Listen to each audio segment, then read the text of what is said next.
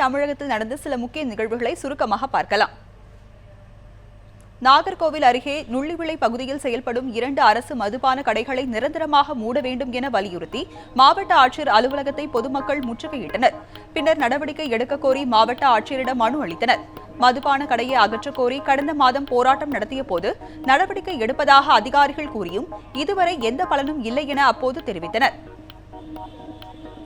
நாகர்கோவில் அருகே கோணம் பகுதியில் புதிதாக தொடங்கப்பட்ட அரசு கலை மற்றும் அறிவியல் கல்லூரியில் 1ஆம் ஆண்டு மாணவர் சேர்க்கை விண்ணப்ப படிவங்கள் இன்று விநியோகிக்கப்பட்டன.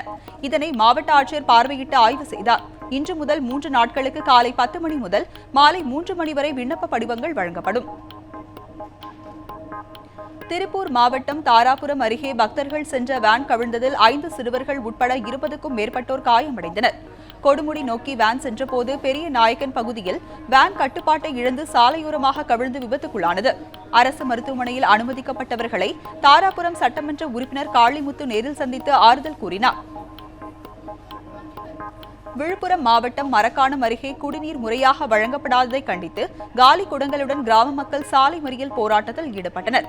மரக்காணம் அருகே உள்ள நடுக்குப்பம் கிராமத்தில் முறையாக குடிநீர் வழங்கப்படவில்லை என அப்போது அவர்கள் தெரிவித்தனர். தகவலறிந்து சென்ற வட்டார வளர்ச்சி அலுவலர் நடவடிக்கை எடுப்பதாக உறுதியளித்ததை அடுத்து அனைவரும் கலைந்து சென்றனர்.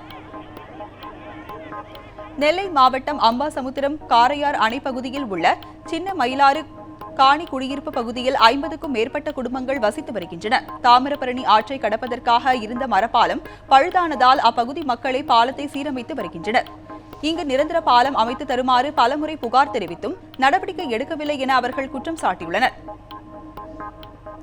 திருப்பூர் மாவட்டம் நாச்சிபாளையம் பகுதியில் பொதுமக்கள் அதிகம் வசிக்கும் பகுதியில் நகராட்சியின் குப்பைகள் கொட்டப்படுவதை தடுக்க கோரி பொதுமக்கள் மாவட்ட ஆட்சியரிடம் மனு அளித்தனர். குடியிருப்பு பகுதிகளுக்கு அருகில் குப்பைகள் கொட்டப்படுவதால் கொசுக்கள் பரவி நோய் தொற்றும் ஏற்படும் அபாயம் இருப்பதாக தெரிவித்துள்ளனர். கன்னியாகுமரி மாவட்டத்தில் உள்ள புகழ்பெற்ற சுற்றுலா தலமான மாத்தூர் தொட்டிப்பாலம் செல்லும் சாலை சீரமைக்கப்பட்டதில் முறைகேடு நடந்ததாக புகார் எழுந்துள்ளது. சீரமைக்கப்பட்ட சில நாட்களிலேயே சாலை பழுதடைந்ததால் சாலையை சீரமைக்க வந்த தொழிலாளர்களையும் உபகரணங்களையும் சிறைப்பிடித்து பொதுமக்கள் போராட்டம் நடத்தினர். காவல்துறை அதிகாரிகள் பேச்சுவார்த்தை நடத்தி அனைவரையும் கலைந்து போக செய்தனர்.